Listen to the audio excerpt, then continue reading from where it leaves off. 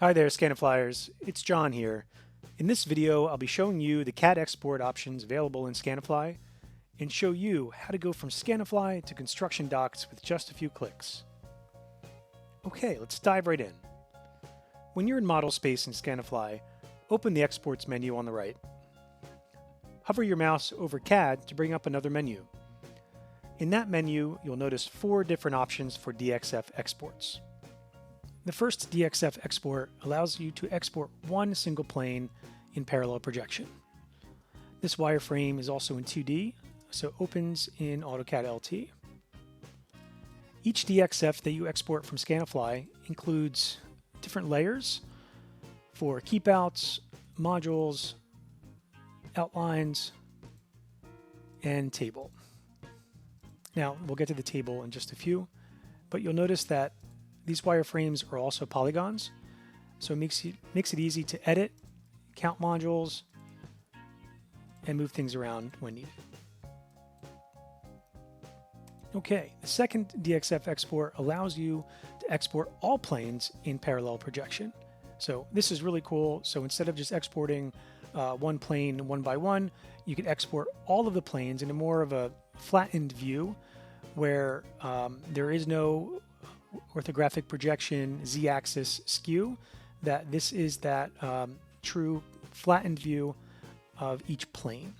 Now you'll notice that there is some overlap here because we are taking this flattened version of the wireframe, right, of these planes and overlaying them on top of a map that has been orthorectified, right? So that map underneath this orthomosaic has been orthorectified, so there is that z-axis dimension skew, but those planes that have been laid over top, those are the more flattened version. Those are the parallel projection planes that are placed on top of that.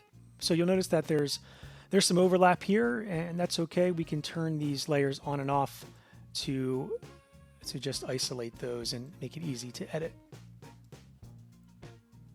Now, with each DXF that's exported from Scanifly, you'll notice there's a table at the bottom, and this makes it really easy to add project information into your construction docs, which I'll show you in a few.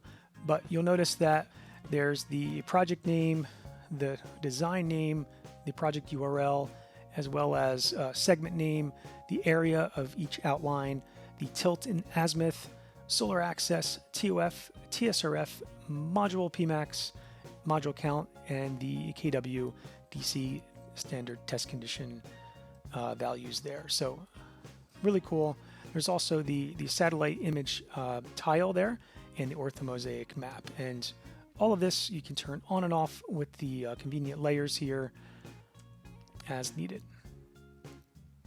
Okay, so this view here, this is the third DXF export, which will download all of the planes in a orthographic projection. And this is also in 2D here, so if you're using AutoCAD LT, no issues there. So your fourth view, right, or your fourth DXF export option here is that 3D wireframe view. So if you're using 3D CAD, or if you need an elevation drawing, you could certainly export that here. And notice we've imported an additional 3D model into that 3D mapped environment. So for Veterans Day, we imported an American flag here, 3D model of that. And you can see that that 3D model has also been included in this DXF export. So really cool there. So you can see, yes, this is a 3D wireframe. So if you are using 3D CAD, feel free to export that 3D wireframe. I'm just going to move this around here. So you'll notice that the table is also here at the bottom. Okay, and we've also added just a few parallel projection planes here, getting ready for construction docs, which I'll show you now.